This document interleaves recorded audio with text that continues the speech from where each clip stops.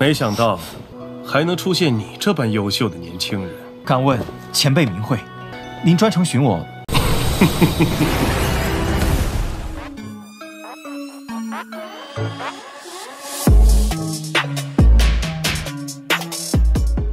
？Halo para tetua, para pecinta Battletoads Heavens dimanapun kalian berada. Gimana nih kabar para tetua yang selalu stay dan udah selalu meramaikan kolom komentar? Udah siap kancut dengan perjalanan dari Mang Oyan? Kuilang gak usah pakai lama-lama lagi, kita kancutkan perjalanannya dan selamat berimajinasi.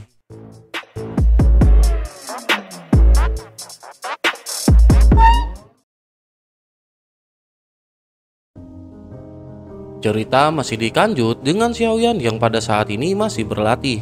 Tubuh Xiaoyan membesar hingga mencapai ukuran 1.000.000 kaki, menjulang megah di tengah lautan api yang menyala-nyala.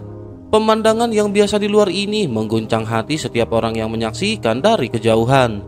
Tak sedikit dari mereka tercengang menyadari bahwa makhluk sebesar dan sekuat itu hanya mungkin berasal dari ras agung yang telah lama dilupakan, yakni klan Dewa Asli. Kelima tokoh yang baru saja diselamatkan oleh Xiaoyan menampilkan ekspresi dengan dipenuhi keterkejutan. Dalam benak mereka, nama besar klan Dewa Asli masih membekas kuat meski dunia yang luas telah hancur dan keberadaan para anggotanya nyaris punah di sejarah dunia. Kehadiran seorang dewa asli yang masih hidup merupakan hal yang langka dan hampir tak terbayangkan. Sementara itu, perhatian King Teng terpusat pada raksasa di tengah kobaran api. Tatapannya dipenuhi dengan keraguan dan ketidakpercayaan. Xiaoyan benar-benar menelan api pemusnahan secara langsung dengan kekuatan fisik.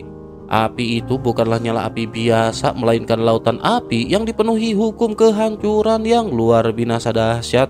Baginya mustahil ada makhluk yang berani mengambil resiko sebesar itu kecuali makhluk itu bukan manusia biasa. Berbagai pertanyaan juga pada saat ini memenuhi pikirannya. Apakah Xiaoyan melahap api untuk menempa tubuhnya? Ataukah Xiaoyan sedang berusaha memahami hukum kehancuran dari dalam? Hal ini sepertinya bertujuan meningkatkan peluang untuk menguasai api pemusnahan. King Teng memejamkan mata mencoba menenangkan diri dan memulihkan luka-lukanya. Meskipun telah diselamatkan, ia belum melupakan tujuan utama perjalanan ini, yakni merebut api pemusnahan atau api nirwana. Keyakinan King Teng tetap teguh dan ia masih dipenuhi dengan rasa percaya diri. Ia telah menyiapkan kartu truf untuk menghadapi bahaya ini dan bukan tanpa alasan ia datang ke lautan api yang membara ini. Setelah kelimanya pulih dari luka-lukanya, mereka segera melanjutkan perjalanan. Kesempatan telah terbuka. Jika Xiaoyan masih sibuk menelan api di satu sisi, maka mereka masih memiliki waktu untuk bergerak lebih dulu dan menemukan api nirwana. Namun bahaya yang menanti mereka di depan bahkan tak kalah mengerikan dari lautan api itu sendiri. Sementara itu, Xiaoyan terus membiarkan tubuhnya ditempa oleh api pemusnahan. Tubuh raksasanya menyerap energi dengan intensitas yang meningkat dan sub api nirwana mulai bermunculan dalam jumlah besar mengendap di dalam tubuhnya. Jumlahnya mencapai puluhan dan terus bertambah bagaikan arus tak berkesudahan yang terus mengalir masuk. Di dalam pusaran api itu, Xiaoyan perlahan memahami esensi dari hukum kehancuran. Ia menyadari bahwa kehancuran bukanlah akhir dari segalanya, melainkan sebuah permulaan baru. Ia bukan kepunahan, tetapi merupakan sebuah transformasi. Ia bukan keputusasaan, melainkan titik awal dari kehidupan yang baru. Hukum itu dingin dan mematikan seperti musim dingin, namun di dalamnya tersembunyi vitalitas musim semi. Baginya konsep kehancuran pada saat ini telah berubah. Ia tidak lagi melihatnya sebagai pemusnahan belaka, tetapi sebagai jalan agung yang mengikuti siklus kelahiran dan kematian semesta. Bila Xiaoyan menghendaki sesuatu lenyap, maka kehendaknya akan menjadi kenyataan. Bila Xiaoyan ingin kehidupan tumbuh dari kehancuran, maka hukum itu pun akan patuh padanya. Disitulah inti dari kekuatan sejati hukum kehancuran. Seiring waktu, proses penyerapan api pemusnahan semakin cepat. Sub api pemusnahan yang terkumpul di dalam tubuh Xiaoyan mengembun hingga mencapai jumlah 100. Meski tidak dapat berubah menjadi inti asal, sub api itu tetaplah berharga. Semakin padat, semakin besar manfaatnya untuk masa depan. Xiaoyan juga memerintahkan wanita roh api yang kini sepenuhnya tunduk pada Xiaoyan untuk mengumpulkan semua nyala api pemusnahan yang tersisa di sekitar. Arus energi dari berbagai penjuru segera tertarik masuk ke dalam lautan api, membentuk pusaran besar yang terus memberi makan tubuh raksasa itu. Xiaoyan mulai merenung tentang batas kekuatan dari klon dewa asli. Xiaoyan bertanya-tanya kapan klon itu akan mampu menembus ke tingkat bintang kedua dari ranah dewa kuno melalui penempaan tubuh semacam ini. Namun Xiaoyan sendiri juga tidak memahami detail pasti mengenai tingkat kultivasi klon tersebut. Satu-satunya tanda yang ia tahu hanyalah segel bintang putih yang terukir di tengah alisnya. Klon dewa asli tidak mungkin menembus ranah leluhur dan bahkan kultivasi tubuh fisiknya pun semakin sulit. Oleh karena itu, tujuan fokus utama Xiaoyan saat ini adalah meningkatkan ranah jiwanya sendiri terlebih dahulu sebelum memikirkan hal yang lain. Dengan bantuan wanita roh api yang memiliki akses langsung ke sumber api, Xiaoyan kini dapat menghabiskan waktu lebih lama untuk melahap dan memadatkan api pemusnahan. Proses itu terus berlangsung dan jumlah energi yang berhasil dikumpulkan di dalam tubuhnya semakin besar dan tak terbendung. Sementara itu, di kehampaan tak berujung di luar sensi, para dewa Taiksu berkumpul tanpa henti seperti riak waktu yang mengendap dalam sunyi. Di tengah kehampaan itu, sebuah kantung darah berdenyut perlahan seolah menjadi pusat dari kekuatan misterius yang sulit difahami. Di dalamnya tersembunyi sosok tubuh ramping yang tengah terbentuk. Cairan bening di dalam kantung itu mulai surut dengan cepat, mengering seolah diserap oleh tubuh yang dikandungnya. Sosok itu mulai bergerak, tubuhnya sedikit bergetar, kemudian dengan lembut mengulurkan tangannya. Ia merobek permukaan kantung dan segera melangkah keluar dengan perlahan. Ia memiliki tubuh ramping dengan kulit seputih salju. Kilau air membalut sekujur tubuhnya, memberi kesan lembut dan halus seperti makhluk yang baru saja dilahirkan dari alam yang tidak dikenal. Dari punggung hingga pinggangnya, 3.000 helaian benang sutra menjuntai berayun setiap kali ia melangkah, memberikan kesan rapuh namun mempesona. Namun meskipun begitu, tatapan matanya kosong, hampa tanpa jiwa ataupun ingatan. Ia berdiri tanpa ekspresi, seperti boneka yang belum diberi perintah hidup. Di hadapan sosok tersebut berdiri Xuan King, sang pangeran kedua, sosok yang bertanggung jawab atas penciptaan replika ini. Tatapan Xuan King menusuk penuh perhitungan dan ia menilai hasil kreasinya dengan tajam. Ia ingin membandingkannya dengan sosok asli yang ingin ia tiru, yakni permaisuri dari alam sejati Xuan Yin, yakni Chen Xianyuan. Xuan King mengamati tubuh tiruan itu, namun raut wajahnya tetap tidak puas. Meskipun kemiripan telah mencapai 90%, masih ada sesuatu yang hilang. Jiwa asli dari Chen Xianyuan masih menjadi sebuah misteri. Sosok ini hanyalah cangkang yang cantik, tanpa kedalaman, tanpa inti, dan terlalu mudah dibaca untuk bisa digunakan sebagai alat tipu daya. Sementara itu, di sekeliling Xuan King pada saat ini terhampar lautan mayat putih. Tubuh-tubuh ini adalah tubuh-tubuh yang gagal menyerupai sosok Chen Xianyuan. Masing-masing menunjukkan ketidaksempurnaan kecil yang membuatnya ditolak menjadi sampah dalam proyek replika yang mengerikan ini. Xuan King juga pada saat ini memiliki ekspresi yang tampak dipenuhi dengan ketidaksabaran. Informasi terakhir yang ia terima, para penyelidik yang dikirim ke alam sejati Xuan Yin untuk mencari ingatan asli Chen Xianyuan belum kembali. Meskipun ada desas-desus tentang kemajuan mereka, prosesnya masih terlalu lambat. Ia pada saat ini menuntut percepatan, dan jika tidak, maka nyawa mereka akan menjadi harga yang harus dibayar. Tanpa banyak bicara, Xuan King segera memberikan perintah lebih lanjut. Tubuh replika itu masih dianggap kurang sempurna. Kulitnya belum cukup lembab dan bentuk tubuhnya masih belum sesuai ekspektasi. Ia memerintahkan penyesuaian lanjutan sebelum akhirnya meninggalkan ruangan, membiarkan replika itu diam di tempat menunggu saat ia akhirnya akan dibuang seperti yang lain. Selain dari tubuh-tubuh yang tergeletak, di sekeliling juga ada ratusan kantung darah yang menggantung. Masing-masing berdiri sosok ramping yang identik. Semuanya merupakan hasil eksperimen menggunakan teknologi Taiksu yang memanfaatkan rekayasa dari sungai Styx. Ini adalah upaya besar-besaran untuk menciptakan kembali sosok Chen Xianyuan yang legendaris. Sementara itu di tempat lain, situasi tampak berubah drastis. Api dari lautan api pemusnahan, api yang dulunya menelan siapapun yang mendekat, tiba-tiba lenyap begitu saja. Jurang menganga kini menggantikan kobaran api, menarik perhatian banyak pihak yang sebelumnya terlalu takut untuk mendekat. Tanpa adanya bahaya nyata, para kultivator yang semula ragu-ragu kini berbondong-bondong masuk ke dalam jurang tersebut. Di antara mereka, pelangi-pelangi panjang berkilauan melintas langit, pertanda kehadiran para penguasa kuat yang ikut dalam pengeksplorasian.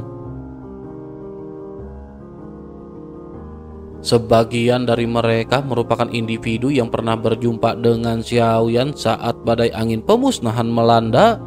Mereka memutuskan untuk tidak mundur. Dengan lenyapnya api, mereka menganggap ini sebagai pertanda ilahi. Kesempatan telah datang dan bagi mereka menolak artinya menyia-nyiakan takdir.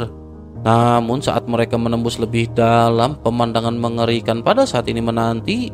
Di dasar jurang yang kelam terbaring sosok raksasa yang tidak dikenal. Bayangannya membayangi dasar jurang dan menebar ketakutan yang merayap. Di antara mereka, sebagian mulai ragu, namun sebagian lagi tetap memaksa maju terbakar oleh ambisi. Xiaoyan memperhatikan semuanya ini dari kejauhan. Pelangi-pelangi panjang itu melintas di atas kelapanya, namun perhatian Xiaoyan tidak teralih sedikit pun. Bagi Xiaoyan, mereka bukanlah sekutu atau ancaman, melainkan sumber energi yang tak ternilai. Di tengah kekacauan, Xiaoyan terus menyerap kekuatan dari sisa-sisa api pemusnahan, memanfaatkan kekuatan simbiosis yang unik. Bagi Xiaoyan, semua makhluk yang datang itu hanyalah vitalitas segar yang bisa dimanfaatkan dalam perjalanannya yang kian berbahaya. Tubuh asli dan klon dewa asli pada saat ini terus ditempa dalam kobaran api pemusnahan. Pada saat itu, Xiaoyan tengah memurnikan tubuh aslinya dengan menggunakan esensi dan darah klon dewa aslinya sendiri. Pembersihan itu bukan sekedar ritual fisik, melainkan proses spiritual yang kompleks dan menguras kekuatan. Dalam keheningan batin, Xiaoyan memahami bahwa untuk melangkah menuju alam leluhur dibutuhkan satu pencerahan yang bersumber dari garis keturunan. Namun dirinya bukanlah bagian dari klan dewa asli. Xiaoyan tidak mewarisi kekuatan murni dari leluhur dewa asli seperti mereka yang berasal dari ras keturunan langit. Jalan satu-satunya baginya hanyalah mencapai pencerahan dengan kekuatan sendiri, dan ini sebuah jalan sunyi yang penuh duri. Kekuatan fisik klan dewa asli memang legendaris, tetapi jika bisa dengan mudah direplika, maka mereka tidak akan menjadi satu-satunya ras di antara 9 alam yang berhasil menempa tubuh mereka ke puncak kekuatan. Xiaoyan telah mencoba menerobos batas dari tubuhnya sendiri. Ia telah menelan dan memadatkan 200 nyala api pemusnahan dalam tubuhnya. Namun meskipun begitu, semuanya tampak masih belum cukup. Hal ini menyadarkan Xiaoyan bahwa tubuh aslinya benar-benar tidak semurni klon dewa asli.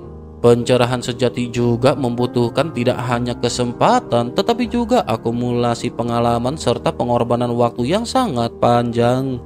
Xiaoyan terus melahap api pemusnahan dari sekelilingnya, memadatkan seluruh energi itu ke dalam inti tubuhnya. Lebih dari 200 api pemusnahan telah melebur dalam daging dan meresap ke tulang Xiaoyan. Pada akhirnya, lautan api pemusnahan yang sebelumnya menyala garang kini telah benar-benar lenyap menjadi kosong dan hening. Di dekatnya, sosok wanita roh api yang telah lama menghuni tempat ini menyaksikan perubahan ini dengan mata menyala. Seluruh tubuhnya tetap memancarkan api tanpa henti. Lautan api pemusnahan yang sempat menyelimuti wilayah ini adalah hasil dari akumulasi kekuatannya selama bertahun-tahun. Ini adalah kekuatan yang perlahan berubah menjadi sumber api abadi yang memenuhi tempat tersebut.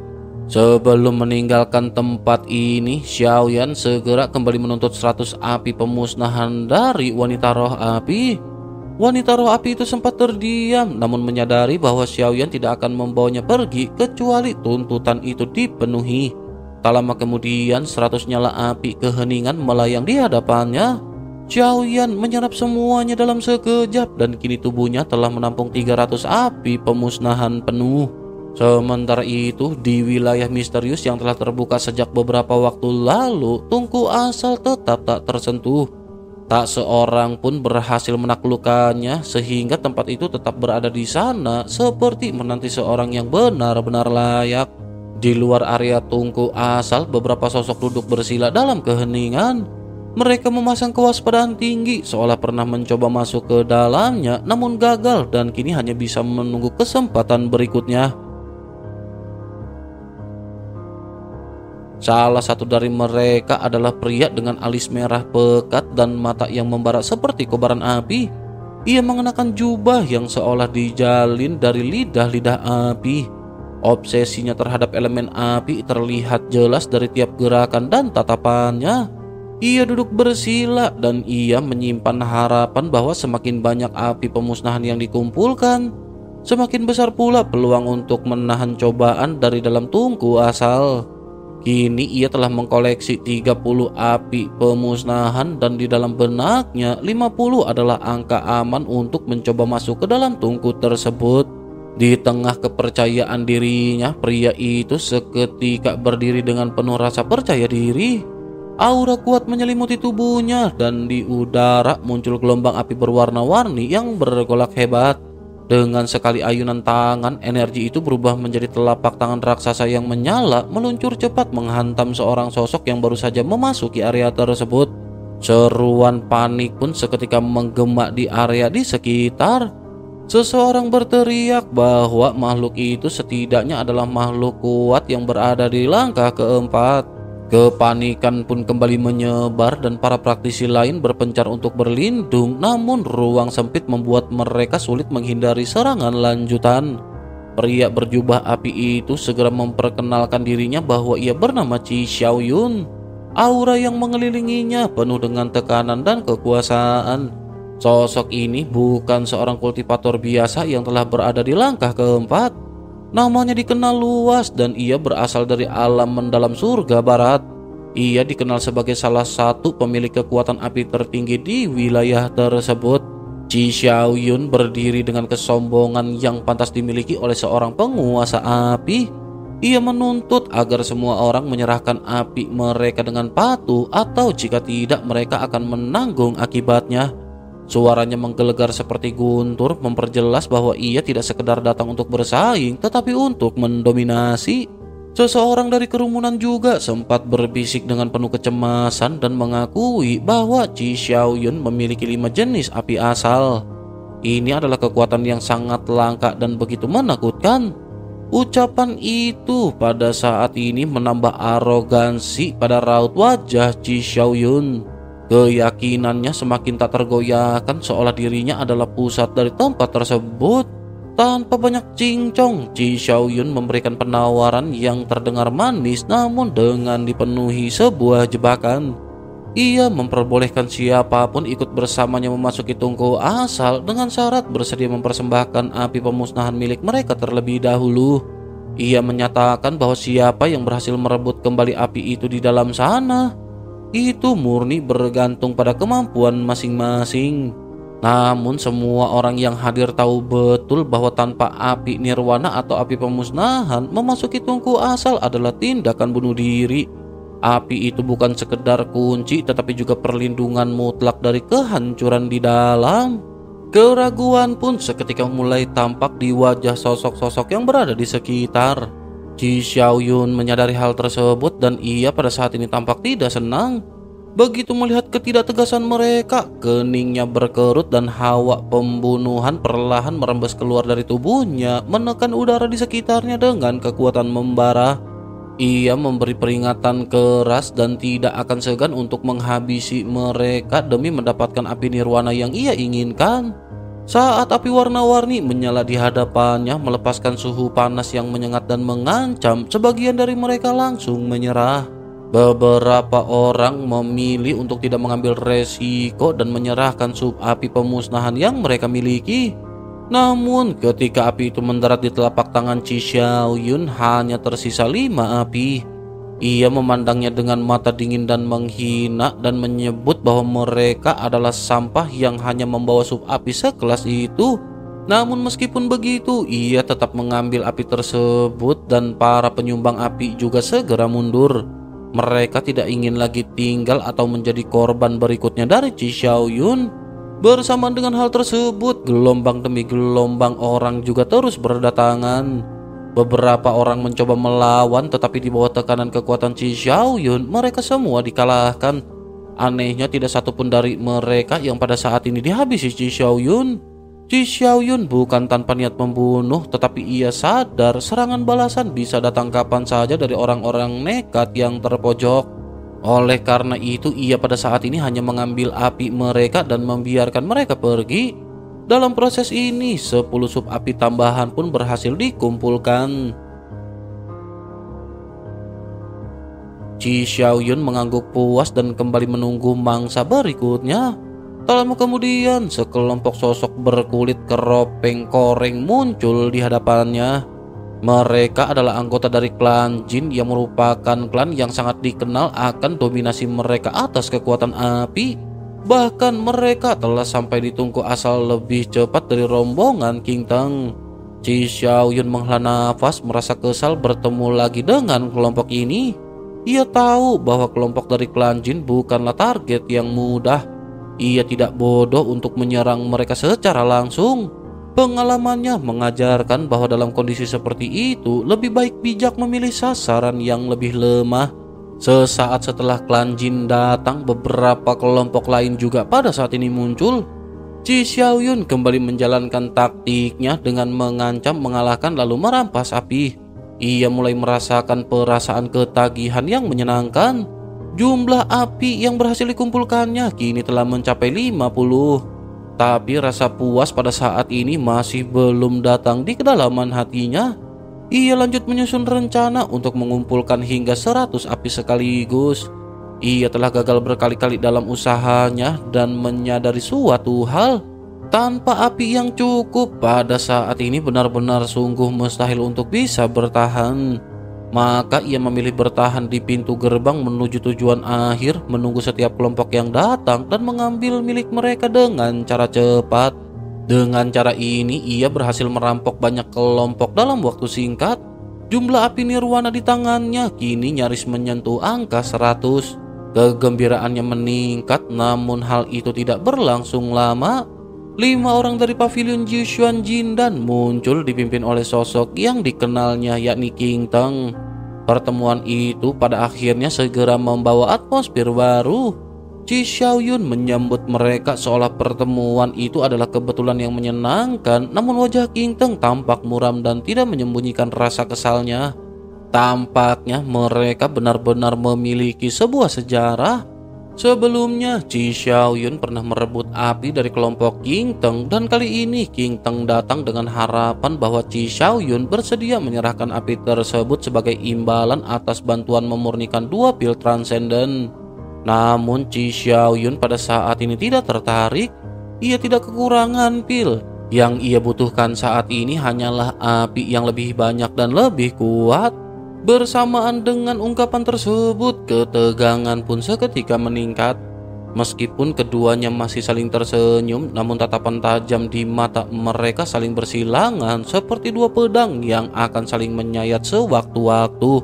Atmosfer di sekitar mereka berubah drastis, hening, padat, dan penuh tekanan. Sepertinya pertarungan bisa saja pecah kapanpun. King Teng mengibaskan lengan bajunya, sorot matanya tajam dan penuh ketegasan. Meski Chi Xiaoyun masih menyimpan kewaspadaan terhadap King Teng, namun pria itu memilih untuk menahan diri dan tidak melakukan serangan pada saat itu. Sementara itu di sisi lain, Chi Xiaoyun pada saat ini tersenyum mencibir. Kepercayaan diri yang meledak dari dalam dirinya membuatnya tak ragu. Kini hampir 100 api nirwana atau api pemusnahan telah berada dalam genggamannya. Ia sudah pernah memasuki ruang legendaris yang dikenal sebagai tungku asal. Berdasarkan pengalamannya, mereka yang tidak membawa cukup api nirwana akan langsung terhempas keluar sebelum setengah batang dupa terbakar habis. Karena itulah Chi Xiaoyun yakin bahwa persaingannya kali ini belum benar-benar siap. Tidak mungkin mereka mampu mengumpulkan api nirwana dalam jumlah besar, apalagi mengingat betapa sulitnya mendapatkan satu saja. Tungku asal terbentang luas dalam bentuk ruang melingkar yang kosong, atmosfernya suram dan penuh tekanan. Di pusat ruang berputar sebuah pusaran gelap yang memancarkan cahaya samar. Bentuknya terus berubah, kadang mengembang lebar dan kadang menyusut rapat, seolah menyimpan sesuatu yang misterius di balik lapisan kegelapan itu. Sementara itu di sisi lain, klan Jin dengan jumlah anggota terbanyak yang lebih dari belasan tokoh kuat melangkah masuk secara bersamaan. Mereka bergerak kompak dan tampak terlihat terkoordinasi. Saat King Teng dan Qi Xiaoyun masih berdiri mengamati pusaran di hadapan mereka, para anggota klan Jin sudah menjadi yang pertama menembus ke dalam tungku asal. Qi Xiaoyun menenggus dalam hatinya melihat kelancangan mereka. Ia mengenal betul klan Jin yang sejak lahir telah menyatu dengan elemen api. Obsesinya terhadap kekuatan api bahkan tak kalah hebat jika dibandingkan dengan dirinya. Melihat mereka yang masuk lebih dahulu, Qi Xiaoyun tahu bahwa ia tidak bisa menunda lebih lama. Jika klan Jin, King Teng dan yang lainnya berhasil mendapatkan apa yang mereka cari, maka semua usahanya selama ini akan sia-sia. Meskipun sempat mempertimbangkan untuk membawa lebih banyak pendukung jika waktu memungkinkan, kini tidak ada lagi ruang untuk menunggu. Dengan langkah mantap, Qi Xiaoyun melangkah ke dalam pusaran hitam, memasuki ujian terakhirnya yang akan menentukan segalanya. King Wuya yang sedari tadi berdiri di sisi King Teng mulai kehilangan kesabaran. Ia menyadari bahwa mereka sudah terlalu dekat untuk menyerah dan pesona api nirwana yang menggoda seakan menariknya lebih dalam. King Wuya tahu api tersembunyi di dalam tungku asal bukanlah api biasa. Di dunia sensi, api tersebut dikenal sebagai api terkuat di antara semua jenis api dengan kekuatan penghancur yang tak tertandingi. Ia sadar bahwa hanya karena orang lain masuk lebih dahulu bukan berarti kemenangan sudah berada di tangan mereka. Bahkan Qi Xiaoyun yang tampaknya begitu percaya diri dan telah berada di tempat ini lebih lama belum tentu berhasil memperoleh api tersebut. Fakta itu menjadi bukti bahwa mendapatkan api nirwana bukanlah perkara sepele. Jika mereka masuk secara gegabah, bukan keuntungan yang menanti melainkan bencana. King Teng juga menyipitkan mata menimbang hal ini dengan kehati-hatian. Sebagai wakil dari Pavilion 9 Pil Emas Mendalam, King Teng memiliki kedudukan yang tinggi. Meskipun terdapat puluhan wakil master lainnya, kekuatan jiwa King Teng yang sudah mencapai alam void menjadikannya sosok yang berpengaruh mutlak. Pikirannya menelusuri formasi yang sempat ia dengar sebelumnya. Berdasarkan pengamatannya, King Teng yakin bahwa orang itu adalah Qi Xiaoyun. Ketika pria itu masuk sebelumnya, King Teng sempat merasakan aura pembunuhan yang samar. Api yang dikumpulkan oleh Qi Xiaoyun pasti memiliki keterkaitan dengan kekuatan di dalam tungku asal ini. King Wuya juga pada saat ini mulai menyadari apa yang pada saat ini digumamkan oleh King Teng. Jika Qi Xiaoyun datang lebih awal dan telah berhasil mengumpulkan banyak api nirwana, maka cara terbaik untuk menyamai langkahnya adalah dengan meniru strateginya. Mereka harus mengumpulkan api terlebih dahulu sebelum masuk lebih dalam. Jika kekuatan belum mencukupi, maka langkah terburu-buru hanya akan berujung pada kehancuran. Dengan pemahaman itu, King Teng dan King Wuya tidak lagi memaksakan diri untuk langsung masuk. Mereka memutuskan untuk tetap berada di luar sejenak, merancang langkah berikutnya sembari terus mengumpulkan kekuatan yang dibutuhkan demi menaklukkan tungku asal dan merebut api nirwana yang legendaris.